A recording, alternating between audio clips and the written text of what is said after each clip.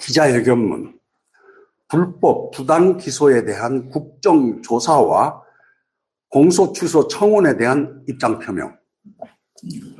존경하는 울산 시민 여러분, 저는 울산시장 예비후보로서가 아닌 전 이재명 당대표 사법정의 특보로서 또한 소위 청와대 하명수사 의혹 사건으로 6년이라는 긴 세월 고초를 겪은 끝에 무죄가 확정된 피해자로서 이 자리에 섰습니다. 저는 지난 19일 서울중앙지법에서 열린 윤석열 내란 우두머리 형사사건 1심 선고 공판을 지켜보았습니다. 그 자리에서 윤석열의 2024년 12월 3일 비상계엄 선포와 국회 등 국가기관에 대해 군경을 동원한 행위가 헌법 제87조에 정한 국헌을 문란하게 할 목적의 폭동에 해당한다며 내란죄 유죄 판결이 선고되는 것을 보면서 우리나라 역사상 왕이든 대통령이든 최고 통치권자가 자신의 통치권을 유지 강화하기 위해 친위 쿠데타를 일으킨 전례가 있었는지 새삼스럽게 생각해 보지 않을 수 없었습니다. 유사한 쿠데타 사례는 있었지만 윤석열의 경우와 같이 최고 통치권자가 자신의 권력을 유지 강화하기 위해 전면적으로 벌인 자기 쿠데타, 셀프 쿠데타의 사례는 찾아볼 수 없었습니다. 그리고 윤석열의 도저히 상상하기조차 힘든 비상식적 폭거를 보면서 제가 직접 겪었던 소위 청와대 하명수사 의혹 사건의 실체에 대해 새삼 되돌아보지 않을 수 없었습니다. 당시 저와 시장으로 경쟁했던 김기현의 형제와 측근들의 비리에 대한 피고발 사건을 수사한 울산경찰청의 행위가 어떻게 청와대 하명수사 사건으로 변질되었는지 다시금 따져보지 않을 수 없었습니다. 저는 아무것도 모르는 채 황운하 당시 울산경찰청장의 초청으로 저녁 식사를 한 것밖에 없는데 제가 어떻게 어마어마한 청와대 하명수사 의혹 사건의 주범으로 둔갑했는지 다시 곰곰이 되짚어보게 되었습니다. 결론은 명백합니다.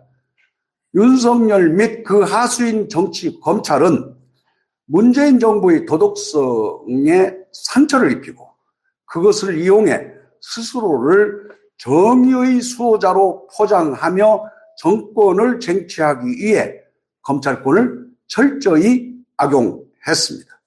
정치적 목적을 달성하기 위한 시나리오를 먼저 짜놓고 이를 꿰맞추기 위한 표적 수사와 증거 조작 등 가능한 모든 수단을 총동원한 것입니다.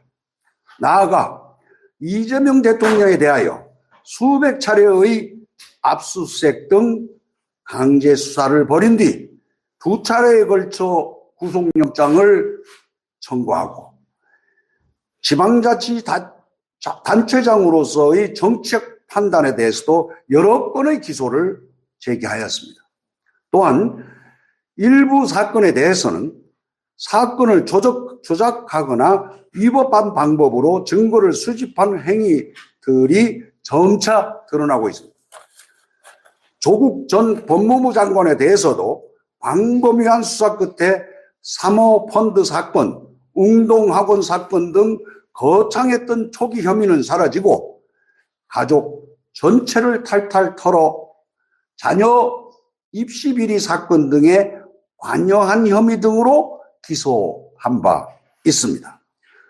문재인 전 대통령에 대해서도 전 사위가 특정 업체에 취업했다는 점을 빌미로 뇌물죄로 기소하였고 최근 이어진 노웅래 의원, 송영길 전 민주당 대표 등의 정치 자금 관련 기소 사건들 역시 줄줄이 무죄 판결을 선고받고 있는 실정입니다.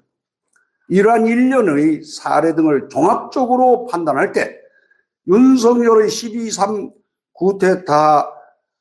쿠데타 오래전부터 이미 정권 쟁취와 유지를 위한 또 다른 정치 검찰 쿠데타를 회책해 왔다고 결론 지을 수밖에 없습니다. 저는 이에 다음과 같은 주장을 천명합니다.